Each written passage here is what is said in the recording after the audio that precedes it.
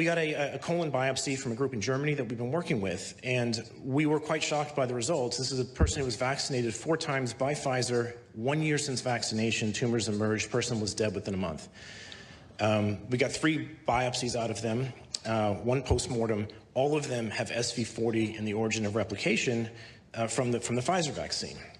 We performed some sequencing, which we're going deeper on right now, but even that preliminary sequencing shows this is in fact Pfizer's vaccine. We have enough sequence. There's sequences in there from Spike and other places. Now, what is shocking in this work is we were never expecting to find the DNA at a copy number greater than the human genome. Like if you get an insertional mutagenesis event and that is a driver mutation, that means that tumor starts taking off. The insertional mutation should be at the same copy number as another human gene. What we were expecting to find is something where maybe 10 or 20% of the tumor actually was mutated, and therefore it would come out later on PCR than our human gene. We're seeing the opposite here. This is expanded inside the patient, and that if we're getting signals in PCR that are so hot that it looks like we actually amplified the vaccine directly from the vial, and that's impossible.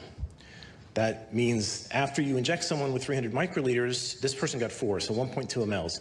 You should have a 64,000-fold dilution into their body. So we should see a 6 CT shift in where this PCR signal comes out from dilution alone. We don't see that. We see something where it's coming in at the same concentration as the original vial or higher. That tells us the DNA is replicating. That tells us that the mammalian origin of replication that's in Pfizer's vaccine is active in human tumors. So this needs to be followed up. It's not peer-reviewed. We're doing deeper sequencing now. But this may explain shedding. This may explain shedding, because remember, shedding isn't supposed to be possible because the COVID vaccine is not supposed to mutate your DNA. It's not, the spike proteins that it creates are not supposed to continually be created forever. It's actually supposed to be like a matter of minutes. You're supposed to, like, get the injection, and in the injection spot, those cells create the spike proteins for a little while, and then it's supposed to stop within like a day or so. But what they're finding is that people that they're testing are still producing spike proteins from this injection, meaning that it's altering the fundamental instruction manual of your DNAs. It's altering your DNA. It's altering how your cells actually function in a permanent or semi-permanent fashion. So again, this is one of the things that it's very complicated. There's something called, like, I think it's called actually I know it's called, because it's the same as LGBT, but it's a VGBT, and it's basically genomic alterations. It's medicine that messes with your DNA, and like shedding is a big issue for that.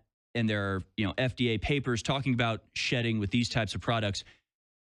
But if you ask ChatGPT, or you try to categorize the mRNA vaccines as one of these VGBT products, they'll say, no, it's not, because the spike protein doesn't continually replicate. It doesn't change your DNA.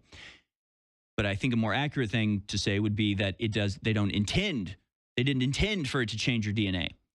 It wasn't designed with the intent of changing DNA and being a genome altering product, but it apparently is. It apparently is one.